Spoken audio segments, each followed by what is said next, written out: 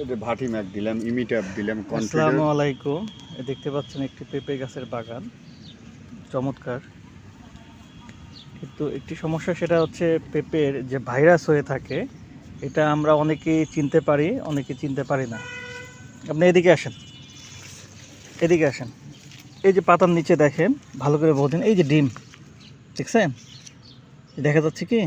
এই যে দেখছেন, এগুলো ডিম। হ্যাঁ, এগুলো সব হচ্ছে ডিম। পাতার নিচে আপনার হচ্ছে জাপ পোকা বা শোষক পোকা এবং সবচেয়ে মাকড় আছে না, এই মাকড় এই কয়টার জন্য অ্যাটাক হয়। তাতে দেখা যায় এর রস চুষে খায়, আবার পাতা হলুদ হয়ে যায়। এই দেখেন, এখানে আরও স্পষ্ট সহকারে বুঝতে পারবেন। এই যে দেখছেন, এই যে দেখছেন।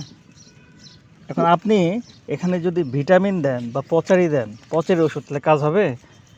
যেটার ওষুধ সেটা দিতে হবে। এখানে আপনাকে স্প্রে করতে হবে, সবচেয়ে ভালো হবে সেটা হচ্ছে, এই যে দেখেন, দেখতে পাচ্ছেন, এই যে এর জন্য সবচেয়ে ভালো হবে অটো কোম্পানির অ্যাসাটাপ।